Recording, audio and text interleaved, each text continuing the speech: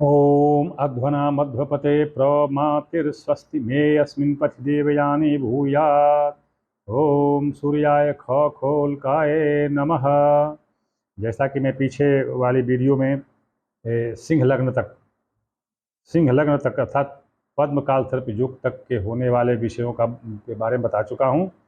अब आगे बता रहा हूँ कि जैसे कन्या लग्न में महापद्म होता है। तो कन्या लग्न में अगर ये बनता है काल सर्प योग, तो उसके लिए गूलर उदुम्बर की लकड़ी लगती है हवन के लिए।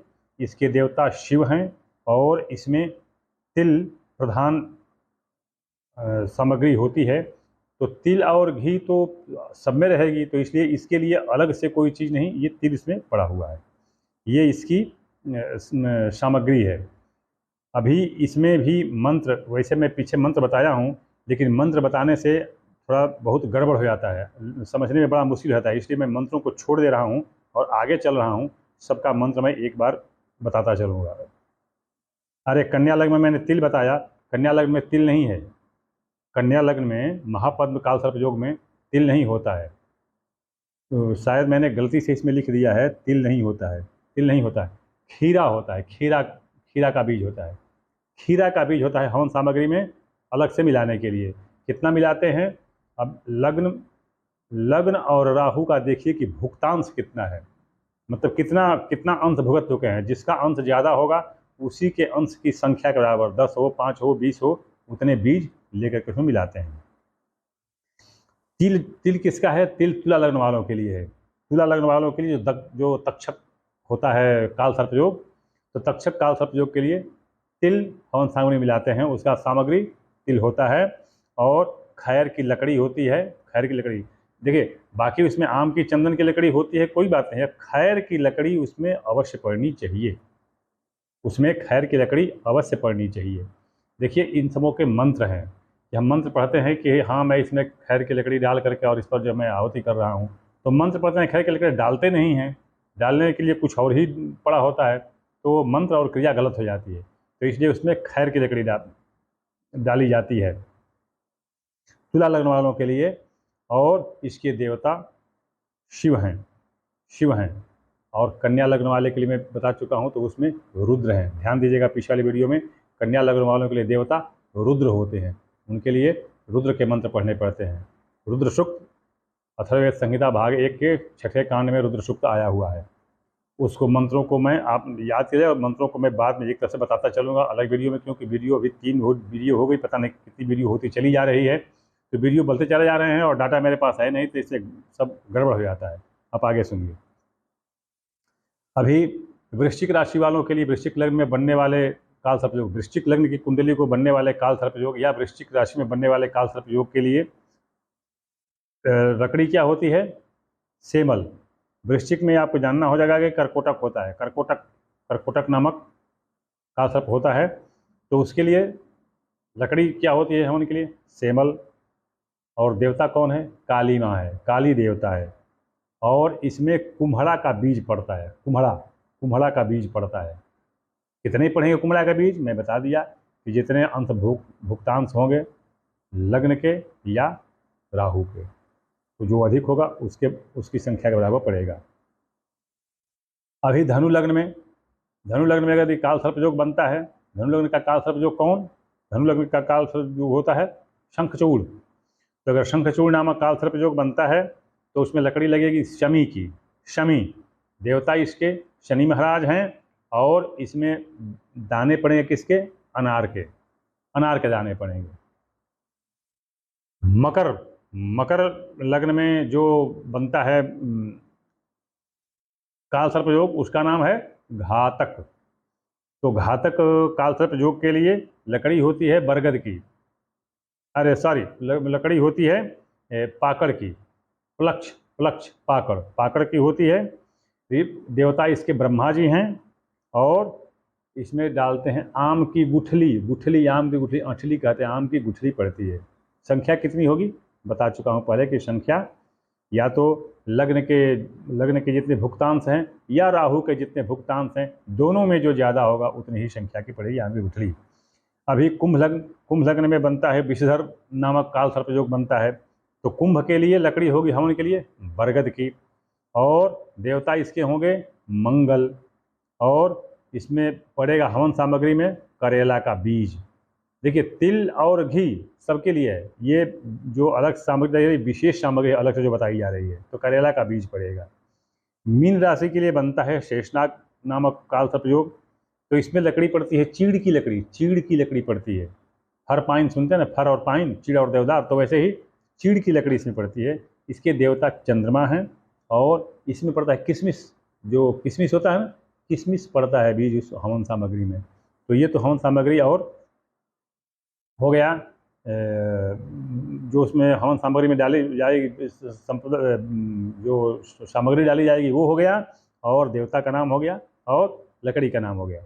अभी मैं बता दूं एक चीज़ कि अब आप उसमें निर्धारित हो जाता है कि इसमें लग्न भाव जाएगा, लग्न भाव, क्योंकि राहु अगर बैठा होगा जहाँ पर वही भाव जाएगा, तो लग्न भाव जाएगा कि कौन सा भाव, किस भाव में राहु बैठा वो भाव, तो उस भाव को बिगाड़ता है, प्लस जहाँ देखता है उस भाव को बिगाड़ता है, अपने सामने वाले को।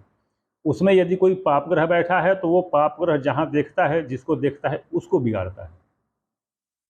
तो ये अब मैं इसको बताऊंगा कि अगर मान लीजिए प्रथम भाव बिगड़ता है, प्रथम भाव, तो प्रथम भाव बिगड़ता है तो आपको पढ़ना पड़ेगा। मंत्र क्या होगा, मंत्र कहाँ का होगा, नोट करते जाइएगा। पहले अध्याय के 5वें कांड का 29वां सूक्त, 30वां सूक्त, और प्रथम भाग के 6ठे कांड का 41वां सूक्त, 41 याद कीजिएगा।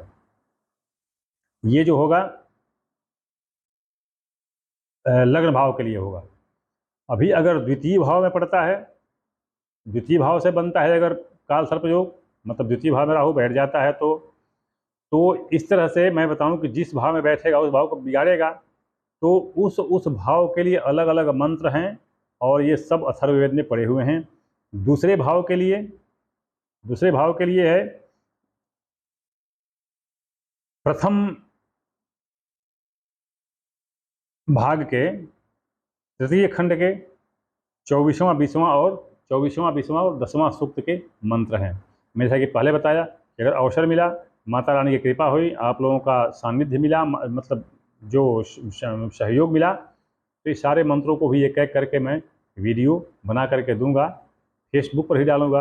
क्योंकि वीडियो बनाऊंगा इसलिए ताकि उसका उच्चारण मालूम हो सके, ज्ञात हो सके, और फेसबुक पर लिखूंगा कि फेसबुक पर उसको लिख करके बताऊंगा कि हाँ ये है, और उसका उच्चारण करके।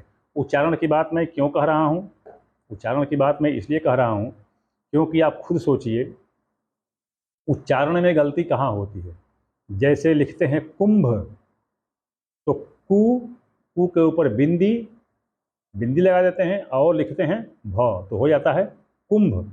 तो कुंभ, बिंदी क्या पढ़ते हैं, बिंदी के उच्चारण क्या होता है, कुंभ, म होता है, कुंभ, आधा म, कुंभ।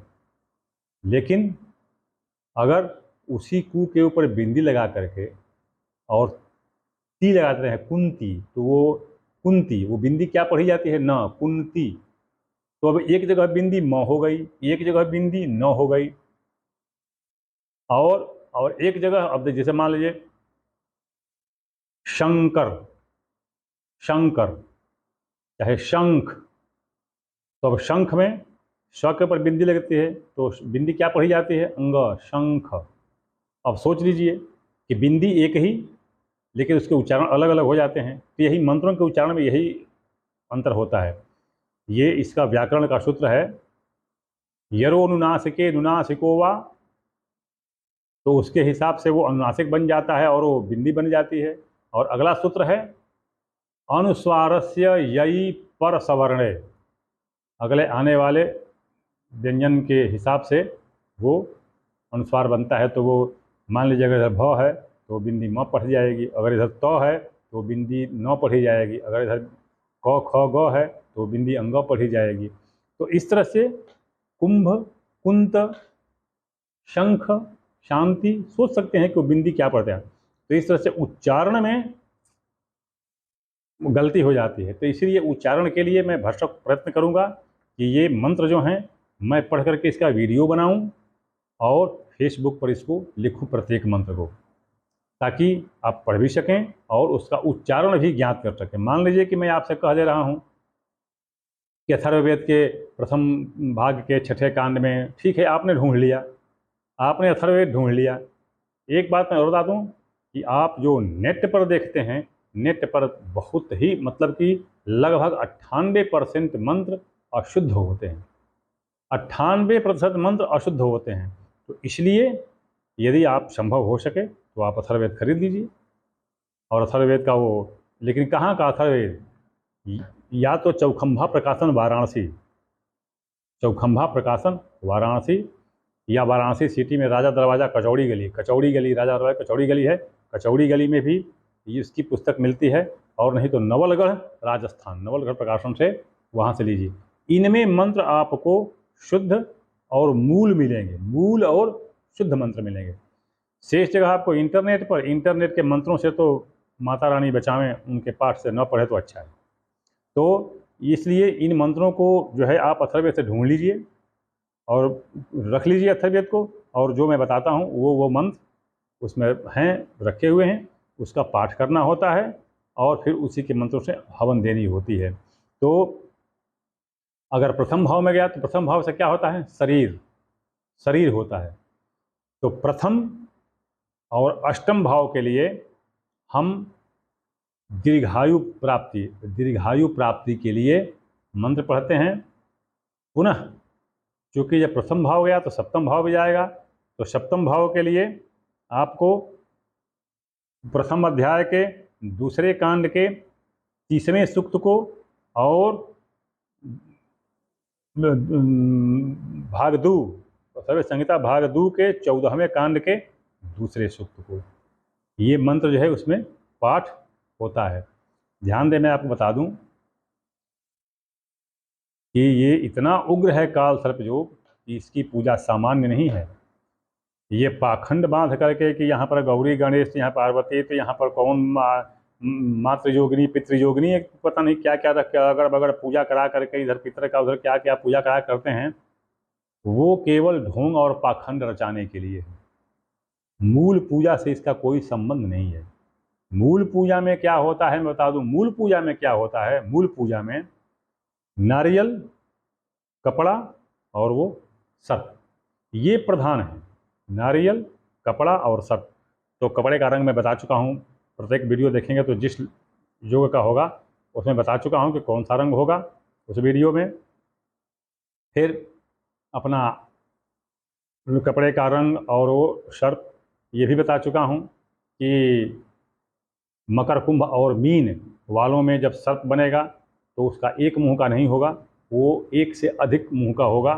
और जो मीन लग्न का होगा, जो बनता है शेषनाग, उसमें 2, 3, 4, 5 मुंह बनवा दीजिए, जो है सोनार से कह के वो सर्प का। तो यही पूजा, एकमात्र ये पूजा है। बस इसके अलावा और कोई जो बाहर की जो पूजा जो रखते हैं, यहाँ कीजिए पूजा, वहाँ ये चढ़ाइए, यहाँ गौरी गणेश हैं, यहाँ क्या है, उन सब की पूजा का इससे लेना देना कुछ नहीं है। मैं बता दूं, काल सर्प योग में, काल सर्प योग की पूजा के लिए ये एक रहस्यमय गुप्त पूजा है।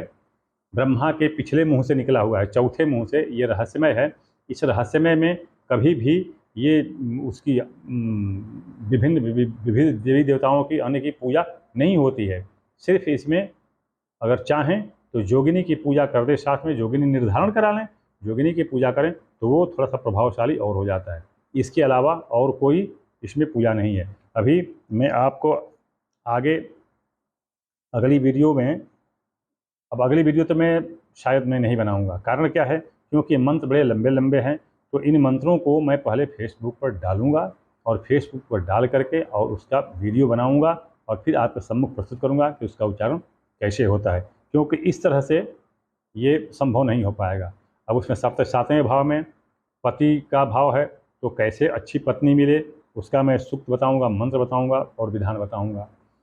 या कैसे सुंदर पति मिले उसका विधान बताऊंगा। सुख प्राप्ति के लिए चतुर्थ भाव में गड़बड़ है तो उसका विधान बताऊंगा मैं कि सब कौन सा मंत्र पढ़ना चाहिए, क्योंकि ये अलग अलग होता है। जिस जिस भाव में ये राहु पड़ता है या दृष्टि योग संयोग होता है, तो उस भाव के लिए पढ़ना पड़ता है, और उस भाव को बनाने को ही भाव बिगड़ता है, तो उन्हीं भाव को बनाने के लिए पूजा की जाती है, वही काल संतोष शांति कहलाता है। हिम से बोलिए दुर्गा माता की जय।